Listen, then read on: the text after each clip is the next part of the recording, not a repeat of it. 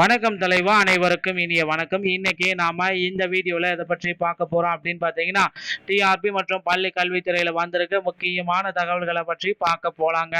தமிழகத்துல பள்ளி கல்வித்துறையில இன்னும் சற்று நேரத்துல முதுகலை பட்டதாரியோடைய தேர்வுகளை தள்ளி வைக்கிறதுக்கு உண்டான அனௌன்ஸ்மெண்ட் வர இருக்கு. ஸோ எப்போ வரும் அப்படின்னு பார்த்தீங்கன்னா, இன்று மாலை 4 மணிக்கு அமைச்சர் அன்பில் மகேஷ் பொய்யாமொழி அவர்கள் அறிவிப்பு வெளியிடுவதாக தகவல் வந்திருக்குங்க. ஸோ முதுகலை பட்டதாரியோடைய தேர்வுகள் பார்த்தீங்கன்னா தள்ளி வைக்க ஆலோசனை போயிட்டு இருக்கு. அந்த ஆலோசனையுடைய கருத்துக்கள் பார்த்தீங்கன்னா என்ன தெரிவிக்கிறது அப்படின்னு பார்த்தீங்கன்னா, முதுகலை பட்டதாரி மாணவர்களுடைய நலன் கருதி தள்ளி வைக்கலாம். ஸோ 1 மாத கால அளவு தள்ளி கொடுக்கலாம். ஏன்னா அவங்க பார்த்தீங்கன்னா புது சிலபஸ் சேர்க்கப்பட்டதுனால வெயிட்டேஜ் கொஞ்சம் அதிகரிப்பதனால அதை தள்ளி வைக்கலாம் அப்படின்ட்டு யோசிச்சுட்டு இருக்காங்க.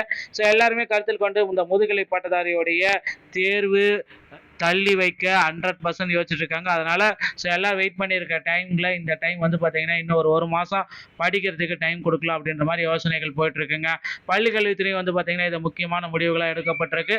விரைவில் பார்த்தீங்கன்னா பள்ளி கல்வித்துறையில் இதற்குண்டான அனௌன்ஸ்மெண்ட் வர இருக்குங்க. ஸோ அடுத்து பார்த்தீங்கன்னா நீங்கள் எல்லாருமே எதிர்பார்த்த மாதிரி முதுகலை பட்டதாரியுடைய காலி பணியிடங்கள். ஸோ கிட்டத்தட்ட காலி பணியிடங்களோட எண்ணிக்கை நாளுக்கு நாள் குறைந்த வருதே தான் இருக்கு.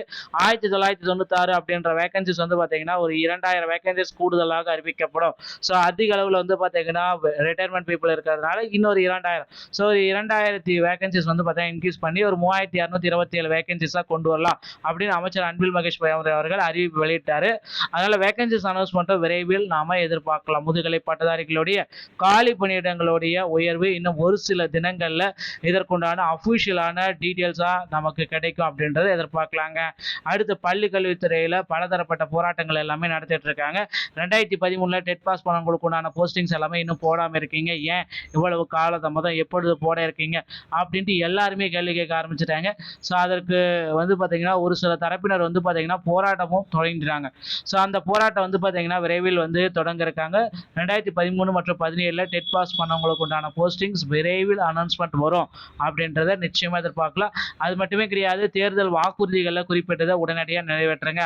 ஆசிரியர்களுக்கு இது எதுவுமே சரிவர நிறைவேற்றலை. தேர்தல் வாக்குறுதிகளை என்ன குறிப்பிட்டீங்களோ அது பார்த்தீங்கன்னா இன்னும் ஆசிரியர்களுக்கு சரிவர நிறைவேற்றலை அப்படின்னு கோரிக்கை வச்சதுனால தேர்தல் வாக்குறுதியை இப்போ குறிக்கோளாக காட்டி அந்த வாக்குறுதிகளை குறிப்பிட்டதை நீங்கள் உடனடியாக எங்களுக்கு செய்யுங்க அப்படின்னு பலதரப்பட்ட ஆசிரியர்கள் கோரிக்கை வச்சிருக்காங்க.